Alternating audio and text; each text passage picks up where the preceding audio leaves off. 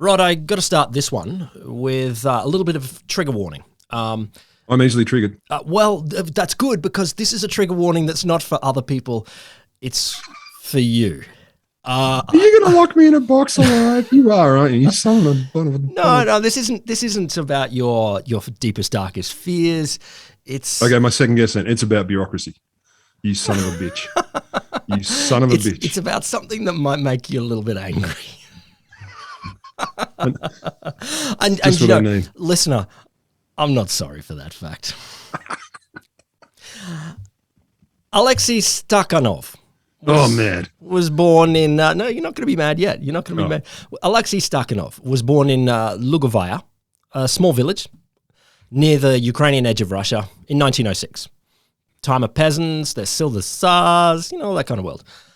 Coming from a poor background, Alexei, or Stakhanov, left school pretty young and eventually got a job in the coal mines of Donbass in Ukraine.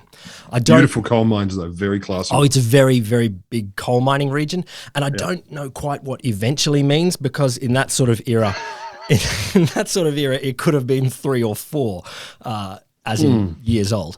So, I don't know. I don't know when he got his first coal mining job, but I do know that he was a coal miner. Now, at the time, coal mining didn't associate well with the words high tech or anything like that. It was a pretty primitive sort of business, But noble, but very noble. Like you say, coal miner, and people are like, oh, you must be royalty. Maybe. Maybe. Give or take. Maybe. So, normally like miners would, they'd use picks. So there's no electrical equipment and they're probably still lanterns and shit like that, maybe candles or something like that. I doubt it's gas. It's electrified. Yeah, it could be gas or it could be like a paraffin lantern or something like that. Sweet. They'd use a pick to get this is down deep in the earth, pick to get it out, and then they'd use pit ponies or children to drag the coal out. Side story. I was just in some towns, you'd see lots of children that are like 3 or 4 or 5 or 6 or 7 years old with a big bald spot on their head from pushing coal mining carts. It reminds me of my childhood in the Ukraine. Quite similar. Anyway, they'd lie on their side or their back, and the miner would hack away at the coal, into the coal face. And they'd also have with them, they'd drag a whole set of props, like little logs and stuff like that they'd use to prop up the roof. So the miner would have to do sort of not die maybe. Yeah, to sort of not die maybe. So the miner would do all of this themselves, basically. Christ. Yeah, and. I forgot to say. At least it was really dirty. It was hard to breathe, terrifying, smoke from probably their lanterns, coal dust. It's got everything. Not so dirty because it's all in the nude. Fuck yeah, it is. Miners at this time would basically, it got so hot underground that the only way you could successfully mine was all in the nude. Everyone would be in the nude. So the men would be in the nude, the boys would be in the nude. The women and young girls might be stripped off just down to, like, they might have like a skirt on or something like that for a bit of dignity, but there was definitely times when they'd be in the nude as well. I got a feeling there are a lot of mining babies. Possibly, I don't know. I don't know how sexy people are finding it when they've got a bald spot from pushing a coal mining cart. Yeah, you're not supposed to find the kids sexy, though. I get that. But no, but I assume that kept through to adulthood. I don't know. Jesus Christ. But you normalise the backdrop and you got ladies coming down and they're bending over and picking stuff up and you're like, you're not wearing any clothes. I feel like I'm a gentleman. Anyway, Stakhanov, back to Stakhanov, born 1906. By the 1930s, the Soviet Revolution had happened and things were all changing. There was new good stuff all over the place and Stakhanov's like, we're going to play it down here. And he said, okay, we can do this better. We can do our mining a little bit different, a little bit better. And he came up with a pretty damn revolutionary idea. He said, instead of having one miner with the pick and with a pony beside them, and then the pony would drag, or, then you go pick, shovel, pony. Yeah, and then, he said, what if we had a team and one person would do the picking, one person would do the picking up, another person would do the pony, or, all that kind of stuff. So he's saying you could get like 4 people and you could do way more than the work of 4 people. You're going to go Taylorism and time and motion on me and I'm going to lose my shit. Excellent. I'm so happy right You're now. right. You're right. Oh, where did we go? Yeah, he said what we can do. We can do, and he said, also instead of the traditional pick, let's get like an electric jackhammer. So he went down there. He split everyone up into teams, and he got a big, heavy jackhammer. His daughter later said, he went on a course. He learned to use that drill. He had no education beyond primary school, but when it came to his job, he was determined. So, very determined. Very. all of his bosses were like, "Nah, man, this is not going to happen. This is ridiculous." But he persuaded them. He persuaded the boss of the mine. He persuaded the local party people. He said, "Look, let's give this a go. Let's see if this does any better." Yeah. So, he took his team, 4 people, and the local manager, and a local party boss, and a journalist, all down into the mine at 10 o'clock at night on August 30th, 1935. You don't do it in the dark. That's terrifying. I don't know why. Yeah, maybe it's a little bit cooler. Well, they did keep their clothes on because there are pictures of this. You got a journalist. You can't mine in the nude. I think it was a big secret. You don't tell people about mining in the nude. Maybe it's a job benefit. You're like, you can do it naked. Everything else is hideous, but at least you're nude. There's not a lot of jobs where, it's just so unexpected. Anyway. I know it is around our offices. Yeah, that's true. Kept the clothes on, and 6 hours later, they did their normal length shift, but they came out, pretty damn happy with themselves because they produced 102 tons of coal, more than 14 times what they'd previously been able to do in that time. Blew the record out of the water. Blew it out of the water. Wow. Okay, you can imagine. This is the Soviet Union. They don't have a lot of Instagram stars back then. They don't have a lot of celebrities. So Stakhanov became this instant whole Soviet Union celebrity. So the story I read said he was instantly lavished with attention and praise. A delegation of local women presented him with flowers. Now, he came out at 4 o'clock in the morning, so I'm not sure if they came up with him flowers straight away, but he got flowers from the local women. Local paper published his story, and his story went up high. So, but where are we? 1930s? Did you say 1930s? Like it's a so their social lives was also in shifts by then. They're very efficient. So maybe they just happened to be that was their playtime between midnight and 7 a.m. Maybe you get those lucky ladies. 1 hour for nap, and the rest is work or play. Now you get social because at 7 o'clock you go to bed, you wake up midday, then you work. So they're just on their after shift. Well, okay. So he's a celebrity. The story went up to the Soviet Ministry of Industry, so Sergei Odzhonikidze. And then he showed the story to, much easier to say, Joseph Stalin. Before long, the Stakhanov method, it became a method, like his method of mining, appeared in the central newspaper Pravda. There's a couple of ways of thinking about the method. One is that whole breaking stuff into teams. But the other bit of the method that really was the thing that really drove these people is just work fucking hard. Like that is the method. Work as fucking hard as you can. Yeah. Stalin gave him rewards. Stalin's like, you're the best. You get you can have he got a flat to live in free. He got a horse and cart to travel around on. And then he traveled around the whole Soviet Union. I don't know. He might have taken trains or something by that point, but I don't know if it was all horse and cart. It's not a fast trip on a horse and cart. I heard rumors that's quite a large area. It's a big country. If that's your reward is to travel around the Soviet Union in a horse and cart, I want to know what the punishment is. It's like, thanks. I got a flat though. It's even got some doors, which is pretty luxurious by the 1930s, I'm guessing. Touring the country, Stakhanov was not short of female attention. Once when he was visiting a school in the city of Kharkov, some pupils gave a concert to him, and a girl called Galina Bondarenko came on stage and sang a song. Stakhanov lost his head. In no time at all, they were married. I looked, I think she was 18, but anyway, not great. She would have eventually become 18 at least. That's certainly, not weird. Yeah. Anyway, he travelled all around the country. He recruited thousands of supporters all over for the Stakhanov method of divide it up but work friggin' hard. And in that only on coal mines, or was this expanding? No, expanded all sorts of different industries. Right. Like Stakhanov was like, okay, if we can work hard in everything, then that'd be great. And so they had. So like if he's Soviet, is Stakhanov. Yeah, totally. Everyone should Stakhanov. November that year, they had a conference. as you would obviously do. Obviously. It was the first conference of the Stakhanov movement in Moscow.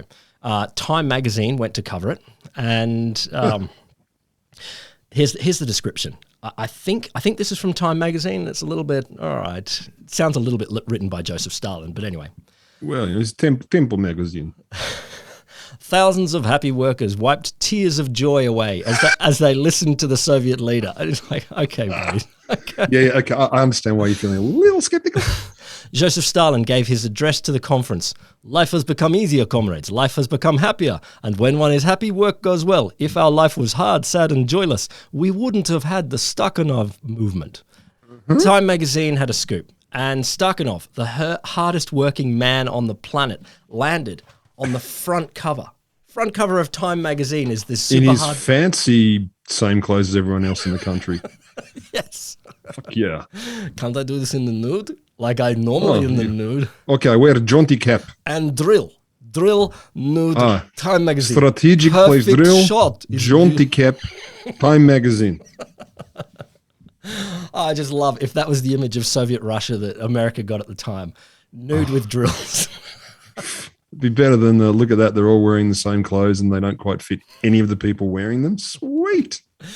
But as you guessed, Rod, this isn't a story about Alexei Stakhanov. Not really. It's about a scientific approach to work.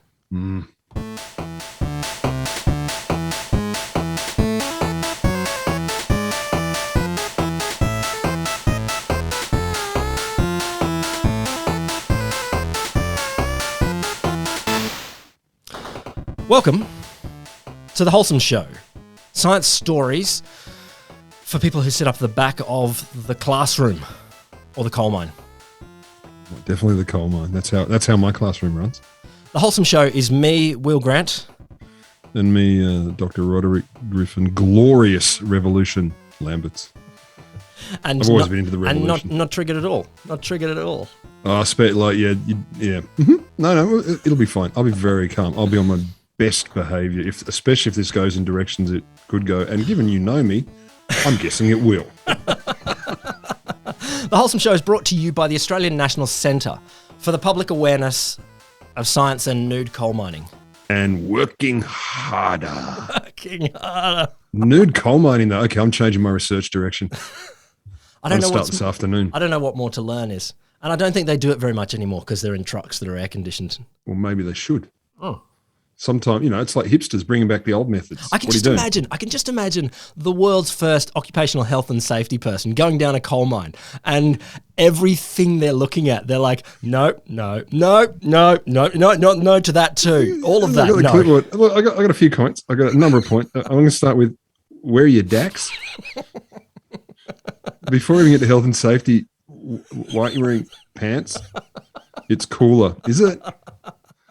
Also, think how slippery you'd be if you're sweating so hard that nudity is preferable. I know you, like me, because we work out so hard. Indeed. Fairly moist from the crown of the head to the toenails. I'm just imagining. It's so slippery. You're trying to pick up a lump of coal and it's slipping through your hands. It's just a comedy. And then you got the whole awkward passing each other in a small tunnel. Do you go back to back, front to back, back to front? I mean, it's very complicated. You slip past each other. It's just a sort of... But do you present the buttocks? Do you present the beanbag? No, face to face. Lock eyes, and just keep the eye contact the whole way so you're not looking at each other's junk, but it's intense. You don't want to keep it... Yeah. So, what are you doing after the shift? Keep looking at me, you freak. I'm in. We'll bring it back. Frederick Winslow Taylor. Fucking Taylor. No big deal. I don't know a lot about him. I only know a bit about what he did. Yeah. Was born March 20th, 1856 in Germantown, Pennsylvania. Mm-hmm. His family were old school in the sense that his dad was a Princeton lawyer, like a Princeton-educated lawyer who'd made a whole bunch of mortgages. His mother was an abolitionist whose ancestor came to America on the Mayflower. Oh, wow. Like full on one of the earliest governors of the earliest colony. I don't know what the earliest colony in America was. Plymouth. No, that's it. Plymouth. In Idaho. Yeah, Plymouth, Idaho. But it's an old American family and didn't sound the worst. An abolitionist is pretty cool. Sure. Lawyer, love him. Great. Yeah. Growing up, Taylor had a pretty fancy but weird education. So it's the middle of 19th century, and so not everyone is getting an education at the time, but the rich certainly are.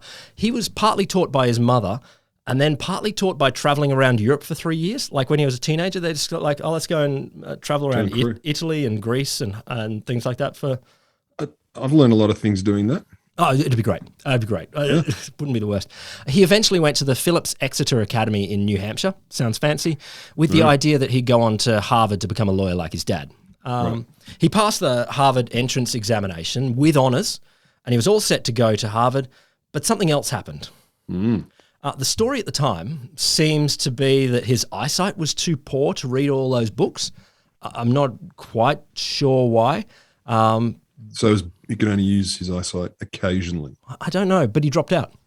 He dropped out, and instead of going to Harvard Law, he got a job at the Enterprise Hydraulic Works in Philadelphia, becoming an apprentice pattern maker and a machinist. So he's gone, fully, I'm about to go to Harvard Law, but instead I'm going to go and I'm going to become a factory worker. I'm going to work on the machines. It's the dream. Do you want to go to uni? Fuck no, I'd rather work in a factory. What I don't get is you need your eyes for a factory too. Like if he had said, I'm going to... how fine's the work? Okay, all right, maybe. If he's just kind of hitting stuff with a hammer and then hitting other stuff with a hammer, maybe, and it's a big hammer and a big thing. Yeah, maybe. I haven't been in a lot of factories. It might be showing up now when I'm talking about it, but maybe there's not a lot of fine work. If I tell you now that factories are all nude too, would that change? Changing my opinion, yeah. I'm thinking about it. Change a career time for me. I don't think there are many all nude factories, but it's possible. Depends what they're producing. Saunas. They do. The sauna factory is all nude. We need to test it straight out. He finished his, he did a 4-year apprenticeship, and then he got a job as a machine shop labourer at Midvale Steelworks. And then he worked his way up the ranks like bang, bang, bang, bang, bang, bang, bang, bang, bang. Maybe it's because he had that fancy European education, or maybe his parents were super connected. But he went, he was a machine shop labourer to time clerk to journeyman machinist to gang boss over the lathe hands to machine shop foreman to research director, and then finally chief engineer. Wow. I don't know. Yeah, it's a good path. Okay, well, if the factory and working there is a path to engineering at the time, then that makes more sense to me after all. I think that is it. He's decided he's super keen on engineering. He had family contacts in these factories, and he's gone, you know what, I want to do it authentic, go straight in via the factory. During that time, he also won the US National Championships in tennis, which is what? Yeah, like it's one of the precursors to the US Open. Like he was great. Oh shit, at tennis. That's awesome. And he got a degree online or by correspondence. Online. Yeah, by correspondence. By mail. Yeah, and he got married. So those are all things that he did in his spare time. Also by correspondence. He looks like a 19th century tennis playing guy. Like he looks like he was definitely, doesn't he? A bit of a rake. Yeah, a bit of a rake. So bit of a Gatsby. Now, early on at Midvale, when he was still a labourer and a machinist, not when he was gone all the way up to the ranks of gang boss over the lathe hands. Doesn't sound right. Taylor recognised that workmen were working their machines or themselves not nearly as hard as they could. Lazy. And this resulted in high labour costs for the company. Now, I'm going to read a few of his quotes in this story. And it's been described by a bunch of people that like Taylor and a bunch of people that don't like Taylor, that they say he's got a freaking weird way with words. Like sometimes it's vicious, sometimes he's just an asshole. He thought this himself, but anyway. He thought he was an asshole? No, he was like, I have to have a way with words that cuts through. Like he said, if I'm going to write, I'm going to be getting straight to the point. I'm going to tell you things, hard truths that are. He said you don't have time. He said something like, if you've got someone for a speech, you've got them sitting there, they're trapped for 3 hours. You can just go any speed you want. But if you're writing, you have to cut through faster because they can just put it down and go somewhere else, which is kind of weird for the time. Yeah. But there's a bunch of language in here that's like, oh, dude, you're an ass. Okay, his first one. I am constantly impressed by the failure of my team members to produce more than 1/3 of a good day's work. He says that the natural instinct and tendency of men is to take it easy, which may be called natural soldiering. He's just saying people just bludge a little bit. We're lazy by design or by nature. Yes, lazy, but also stupid. Oh, cool. Any man phlegmatic enough to do manual work is too stupid to develop the best way, the scientific way of doing a job. Throughout all of his work, he describes so many people as stupid. Like he's really hostile to most people that are doing the working. So. No, that's just workplace. I mean, look, honestly, I've had a lot of jobs before I landed on this one, and I felt the same way. Yeah, probably. But every time. He published his opinions about his colleagues in scientific papers. What, so, you haven't? Come on. I haven't. I haven't said this is a list of all the stupid people in my workplace. Let's do it. Like we can co-author it that way. It'll dissipate the pain and suffering afterwards. We'll just co-author a thing. All the dumb fucks I work with. I'm not sure what the advantage is, but well, Taylor got publication, man. Okay, he argued that a working person, their job should be passive in the sense they work hard, but they shouldn't do any thinking. They should do what they're told promptly without asking any questions or making any suggestions. So Taylor, he set out by scientific methods to work out a bunch of things going on in the factory, how long it should take men to perform each given piece of work, how it could be done better, and he put that knowledge into action. So he was like that from a young age, like from early in his career. Let's take a little side trip. Okay. Can we go to Italy? I haven't been to Italy for a while. No, close. It's Yugoslavia. Alija Sirotanovic was born in Orahovo, a village in central Bosnia, in 1914. You don't have to tell me that. He had 6 brothers and 2 sisters. All 9 of them, boys and girls alike, went off to work in the coal mines of Bosnia. Now, I don't know if I think he probably did know. Sirotanovic knew of Stakhanov's method. He'd heard of it. He might have been impressed. He maybe saw it as a challenge. So in 1947, Sirotanovic in Yugoslavia set a local mining record. I think it might have just been Bosnia or something like that. I don't have the numbers there. But they decided in Yugoslavia that later, 1949, they would hold an inter-mine competition. Who can mine the most coal? Which... well, we're doing that in Australia now. So, I mean, that's basically the Nationals ticket, isn't it? Who can mine the most coal? Oh, yeah. I think, just a little sidebar, I was looking into a bunch of other competitions and games that people used to play in various industries. Like it's the asbestos shoveling competition. Fuck yes. That I was looking at the picture of today. And James Hardy held the trophy for 10 years running? No, sponsored by, I assume, or something.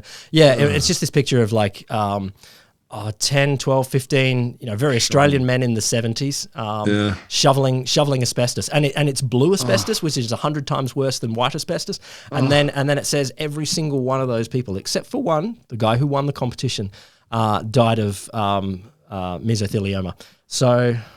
So the secret is, the message is win. I think so. I don't know. If you win, you can't get the cancers or any related diseases. But so okay, the Yugoslav was doing a coal mining. They had a coal mining competition. They're like, let's see if we can beat Stakhanov. Stakhanov.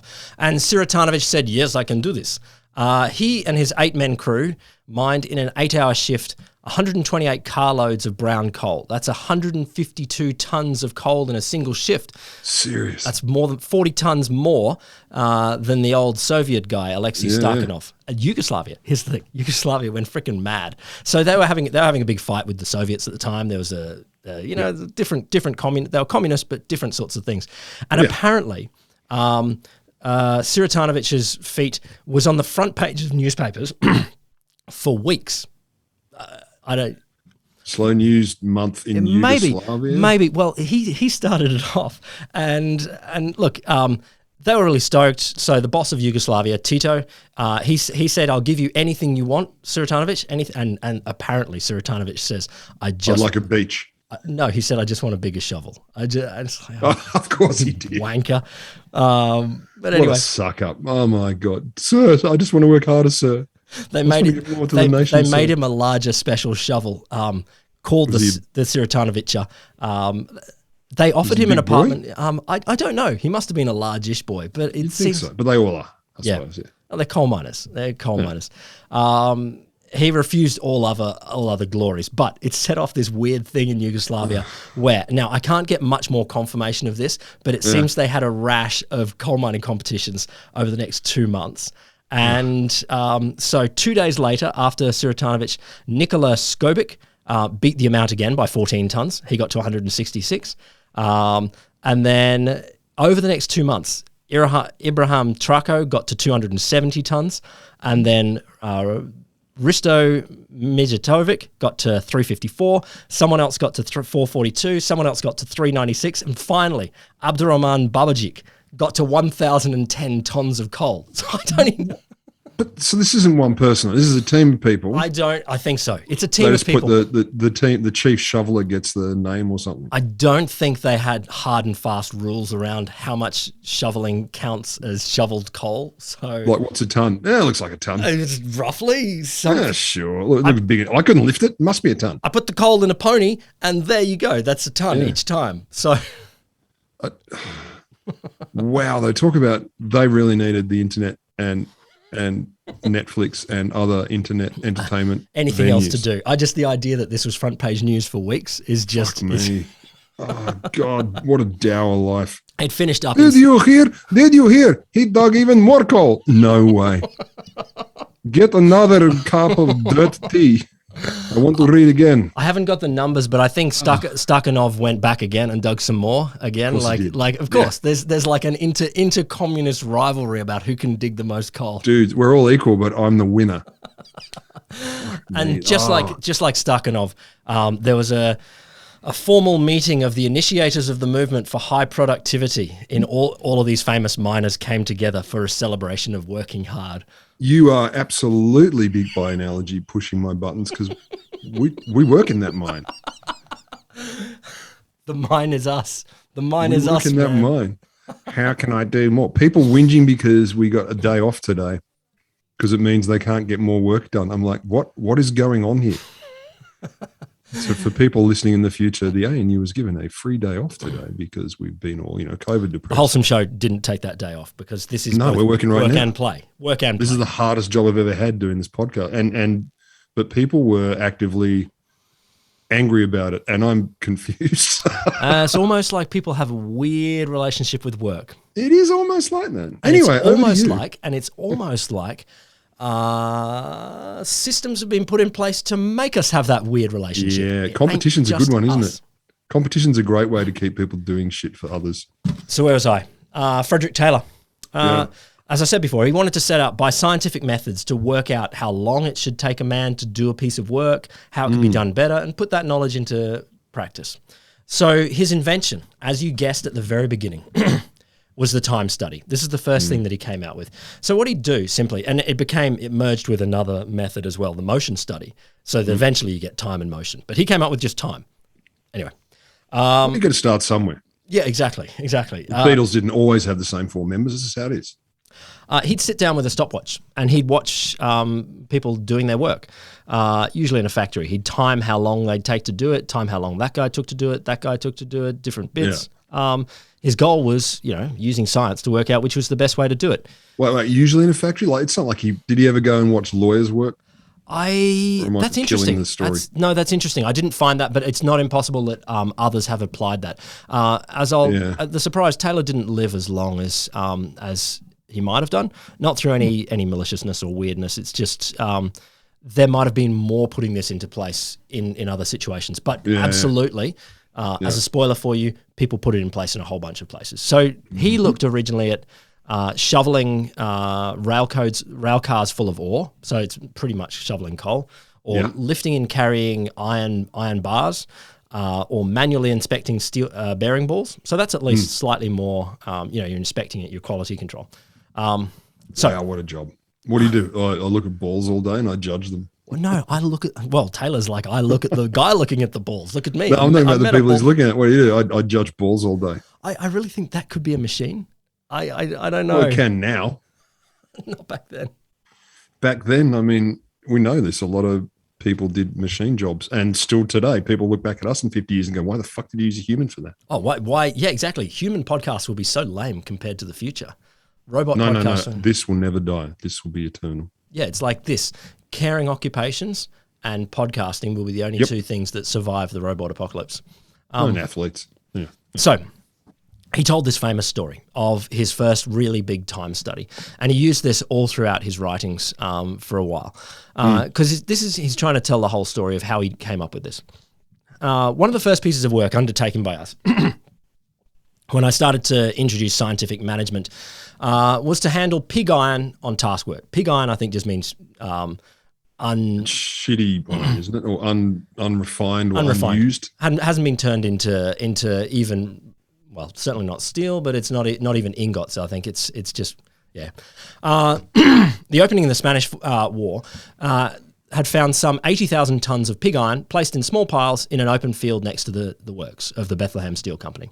Now, prices for pig iron had been so low that it couldn't be sold at a profit, so it just sat there. And that's what you do. You wait until it's worth any money.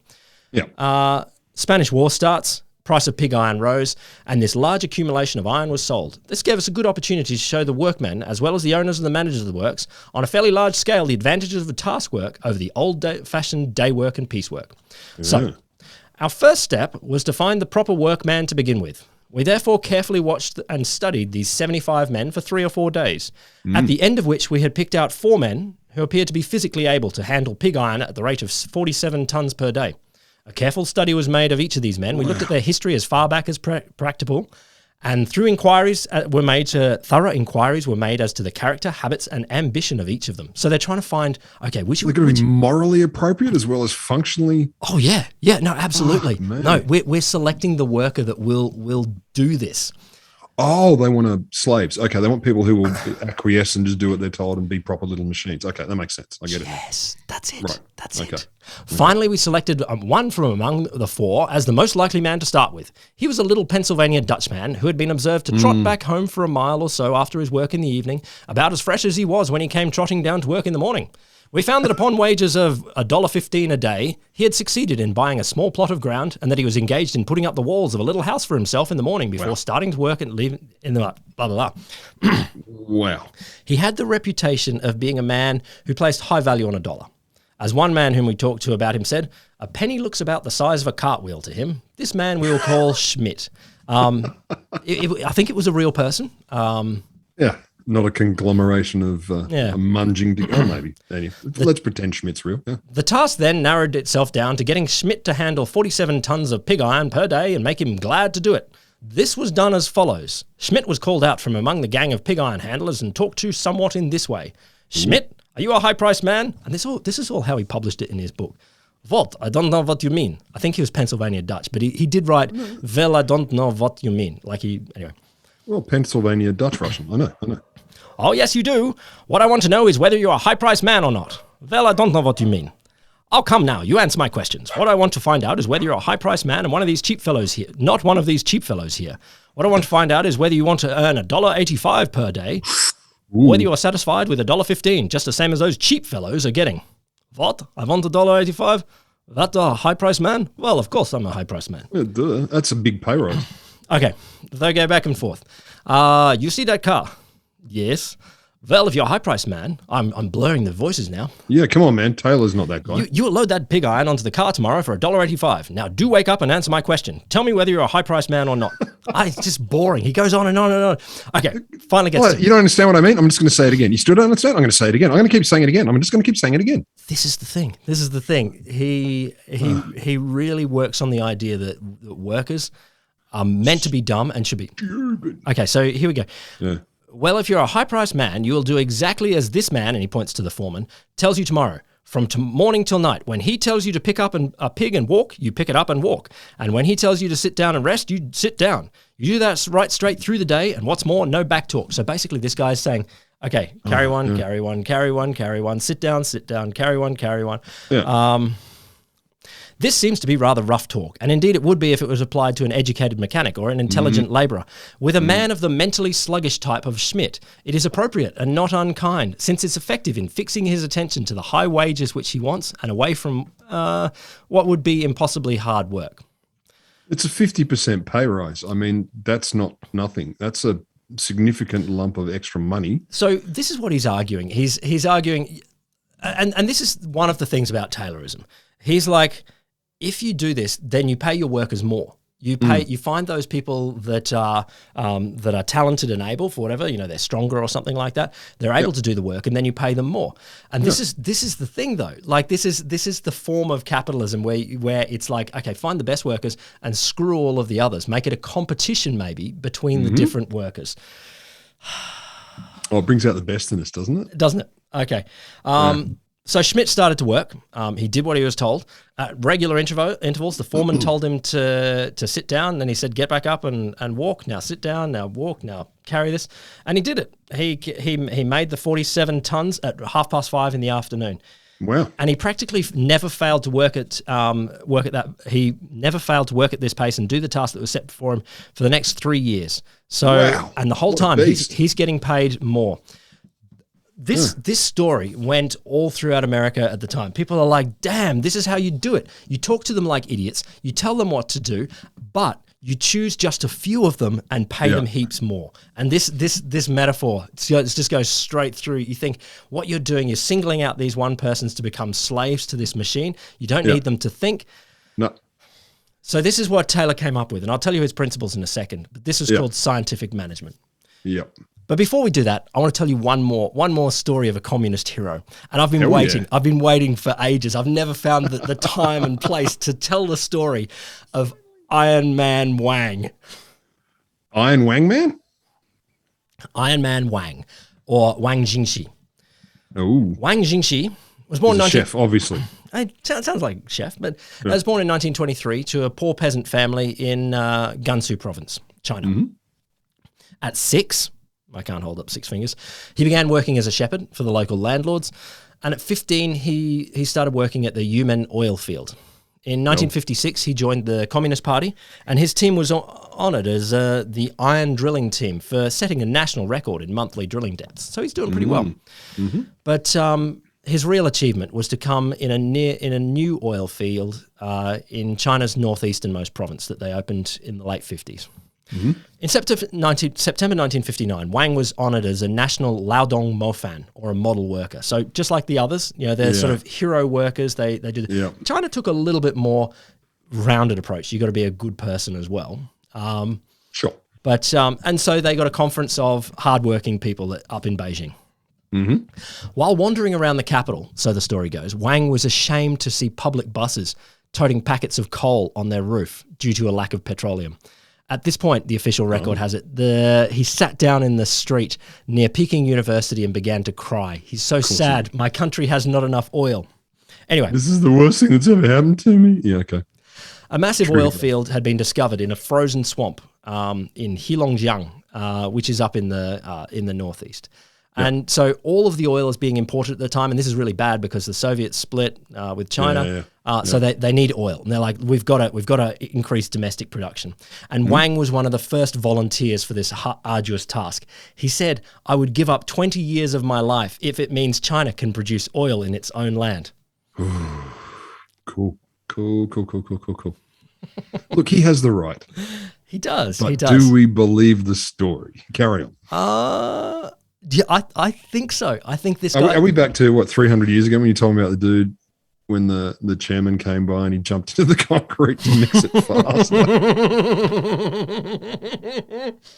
That's the guy. I finally found this guy. I've wanted... This guy has stuck in my head for ages, and I'm like, It's impressive. It's such a story. I want to be a willing ox, working conscientiously for the party and for the people in my life. Okay. Yeah. Wang's team number 1205 drilling team. So it's a big oil field, so they'd be drilling all over the place to find the best spots. And it was called, the oil field is now called Daqing, big celebration, because they were really keen on it. Anyway, the temperature was freezing, like freezing, minus 40. There was no plumbing. The team had to collect water by breaking up ice. The rig was erected, no mechanical tools. It was all by hand. So this is hard work. And then in April, they were 70 meters into drilling a well when a blowout occurred. I think what that means is the oil's flooding through, but they're not ready for it yet. It's wrecking all of their equipment. It's just flooding through. The oil workers hurriedly threw cement into the pit. And Wang, who had a leg injury before, he said, no, this has to set as quickly as we can. So he threw aside his crutches and jumped into the well to stir the muddy cement with his body, inspiring others to jump in for a 3-hour battle against the blowout. And that's where he got the nickname Iron Man Wang. And there's this photo. I don't even know how they got this photo of this guy. Wow. Stirring the concrete with his body for the Still party. got his hat on too, because he's got style, he's got class. That is... No, okay, the power of indoctrination and the power of only seeing what you see in your own context. I can imagine if that's all you got, yeah, then you be the best at that thing. I can see that. I can see that in principle. There you go. So, you know... I've grown as a person. You should become a Taylorite too. He gained a cult. Okay. He gained a cult following. Yeah. We're a big fan of him on this show. There was a giant rally for the party's birthday in the oil fields, and he arrived on horseback with red flowers and a colour guard of flags bearing his family name. Set in concrete though, like they never got him out of the concrete, right? He's from the neck down. He was completely stiff. No, he lived for at least another 10 years. What an affront! He said he wanted to die younger. What an affront to the party. Within just a few years, his photo was in all sorts of Chinese textbooks that they had at school. People kept a record of how many times he met all of the different the leaders. So he met Premier Zhao 31 times, Chairman Mao 13 times. Wow. He was encouraged to write poetry. Good idea. Perhaps building on the narrative that he'd learned to read and write from the party's literacy program for workers. And there's some examples of his poetry, which is kept in the museum that is named after him in Darjeeling. The drill bit runs to the earth. Crude oil gushes to the ground. Support the Vietnamese. Drown the Yankees is one of his poems. That's beautiful. I might get that tattooed on my back. Support the Vietnamese, drown the Yankees. Yeah, I mean, it's literal. I'm sure it sounds different in the original tongue. Much more beautiful. Of course. It's probably really nice. Like a choir of beautiful birds singing. So what was Taylor's system? Taylor published his ideas in the Principles of Scientific Management, and they soon became really famous because there was a high court case, a Supreme Court case at the time, where one judge was like, "You should read this book," and everyone did, and they was like, "Oh, we should do this as well." I'm not going to go into that, but there were 4 principles with the Principles of Scientific Management. Firstly, you replace working by rule of thumb or simple habit or common sense. Now, just slowing down here, all of those things are saying this is the traditional knowledge that craftspeople have, or the people doing the work. They learn how to work that lathe really well because they have, but you get rid of that. He's saying get rid of don't assume your workers have any skill. Instead, tasks must be objectively the same, and the only way to do them efficiently, there's no craft to it. Yes. There is only mechanics. There is only mechanics. Use scientific method to study work and determine the most efficient way to perform specific tasks. I'll come to a description of that in a second. Principle number 2, rather than simply assign workers to just any job, match workers to their jobs based on their capability and motivation and train them to work at maximum efficiency. That doesn't sound too bad. Yeah, that's fine. Number 3, monitor worker performance and provide instruction and supervision to ensure that they're using the most efficient ways of working. Damn right. That's how I operate too. If I don't feel like I'm being the most efficient, I ask to be retrained. Number 4, allocate the work between managers and workers so that the managers spend their time planning and training and the workers perform the tasks. And here's the sum up of it. And this is, I think some of his defenders are like, "Oh, you're taking that out of context," but he said it. He said it.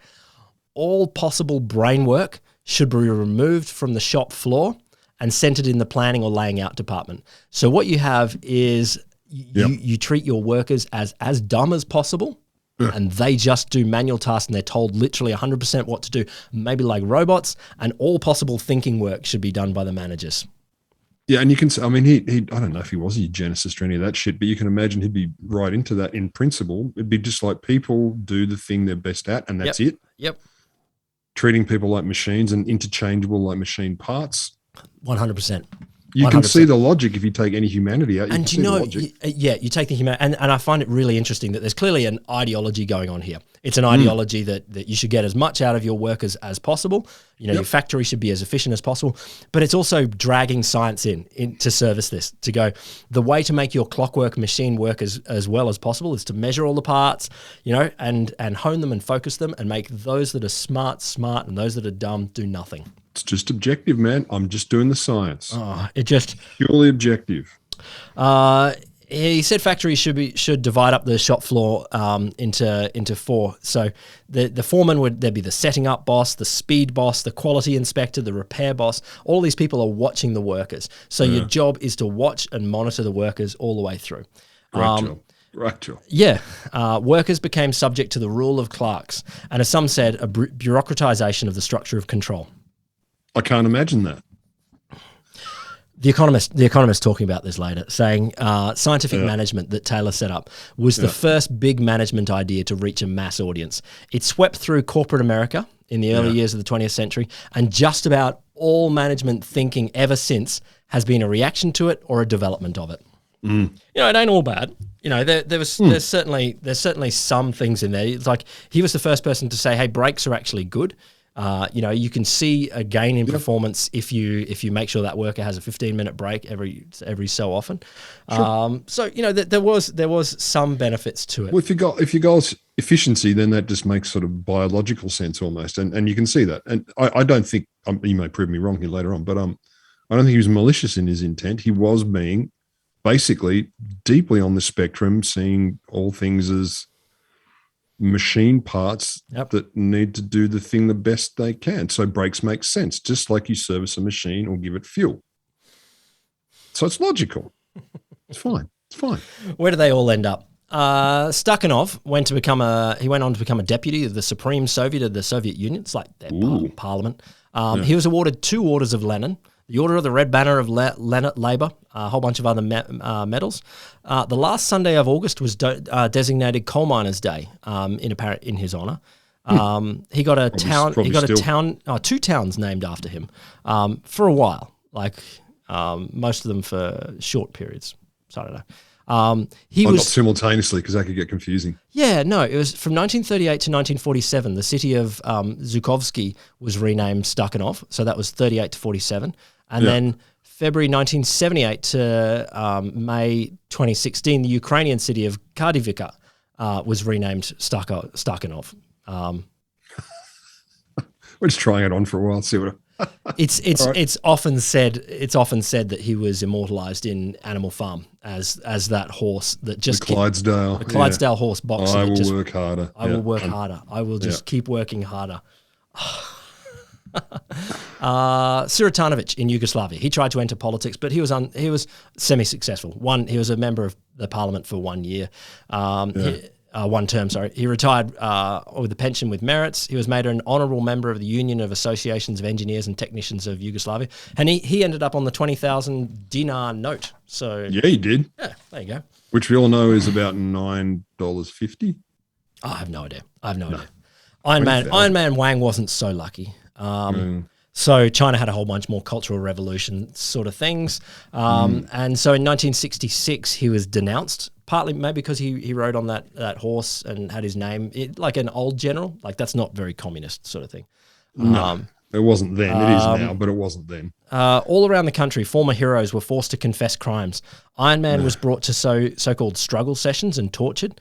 According to the Soul of China, he was beaten, branded with a hot iron, and his head forced into a chimney flue full of gas to make him confess. The confession that they wanted him to say is, the red flag of Daqing, that's the oil fields, is black. Yeah. Iron Man is false. And he refused, which I'm like, all right, that's a weird thing to... Fuck, man, the mind control. This is more George Orwell than the Clydesdale. Oh, massively. But that's the nuts. Okay. This is the thing. I'm really fascinated though that, you know, they set up these workers heroes, and for sometimes it's like, no, you're not the hero anymore. You're a hero for a different sort of work. But just like that. He's been nothing but encouraged to be a legend, and then they just turn around, not only shit on him, but I assume basically, if not actually kill him, then cause him enough maladies that he would die from them. Like, it's just obscene. He was threatened at knife point and tortured for a while. But he said, it doesn't matter whether I'm an Iron Man or a Clay Man. No one can topple the red flag of Daqing.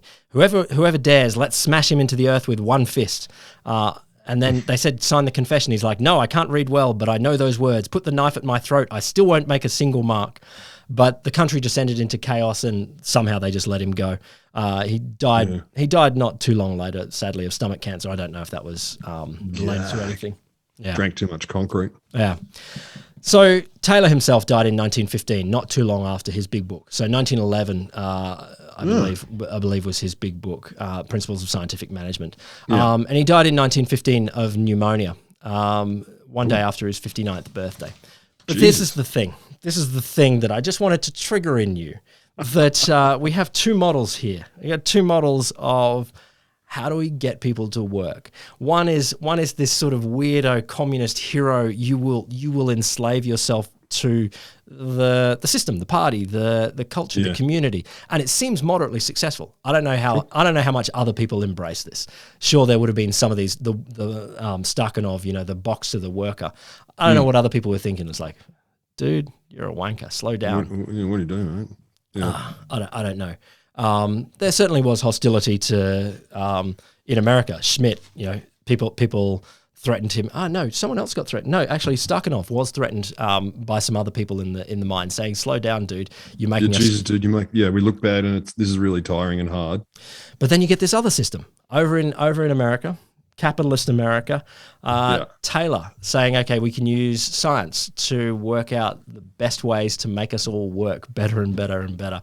And you know what the thing that gets me? It's these multiple systems that just want to crush people and make them work until there is nothing left in their lives other than work. Yeah, and it's like, what exactly is this for? I mean, Henry Ford was famous for putting this into practice. Yep. In his the results were insane. And he did remarkably excellent things with people and abhorrent things to people at the same time. He was the first guy to bring in the $5 workday and all this sort of shit. But he also had a bunch of goons follow people around and to their homes and beat the snot out of them. The $5 workday would be 100% Taylor's thinking. Taylor is like single people out and pay them more. And that's what the communists are doing as well. Stakhanov, single them out and give them rewards. Single out the worker Schmidt, who can carry more pig iron, and pay them more. And you know what that does? It's just all of it. Yes, it benefits one person, but instead of looking after everyone and having a decent work life, where you're treated like not a robot but an actual human. And this is the thing. Even though Taylor's exact methods aren't used very much at all, I don't know, but his ideas and thinking are all the way through management. All around the world, peak efficiency and people. I mean, the people being interchangeable, I don't think is as common, at least beyond factories, because you can't say that out loud. And also, knowledge work, whatever, is a little different, but sometimes. But the idea of it is, how do you make it more efficient?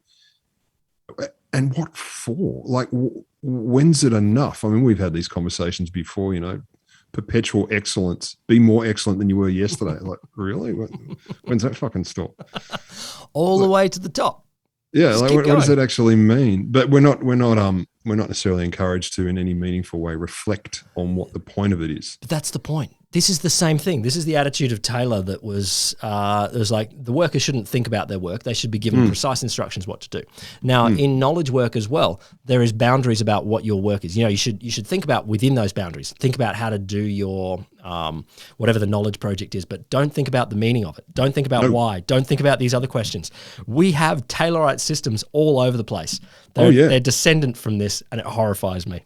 I know it horrifies you. Look, it does appall me, and the main reason is because I think we don't think about the why of it all. And in knowledge industries like our own, the fact that we don't think of the why of it all, it's the point is to win grants. It's like, why though? What you're looking for reasons to spend money to win grants. That is the reason. I know, and I love that. It's like, what you're looking for? What I need to do is find a way to spend money that we don't have and somehow win that money. It's like, that doesn't make sense. Isn't your job to find shit out that might be useful, meaningful, enriching? So here we go, listener. I just wanted to trigger Rod a little bit, but I did want everyone, and Rod he's sending me pictures every morning of the revolutionary text that he's reading. But in echoing him and supporting him, I want everyone to think a little bit more. Am I Stakhanov? Am I the workhorse that is just gonna make myself work? Should I think why? Just that little bit more. Look, I get it. I mean, there's something to be said for it, because if you don't want to think too hard, some people want a job where they can just go to work, earn the cash, and they come home, and what else they do is the real thing in their lives. Sure. So work is just a thing you do instrumentally. I got no beef with that. But it's when you try and twist it around, or it is twisted around for you. Oh no, this should be your meaning. And you don't reflect on that. You don't think about what that actually means. I don't like that part, but you probably know that about me. And I find it ironic that universities are moving in a direction that could be considered quite Taylorite. The Wholesome Show is a resistance against the Taylorite machine of modern bureaucratic work. Woo. And it's me, Will Grant, and him, Rod Lamberts. I'm changing my name to Lennon. Oh, there was a Lennon quote I didn't get in here. Oh, do it now. Lennon actually loved Taylorism. What? I'm shocked.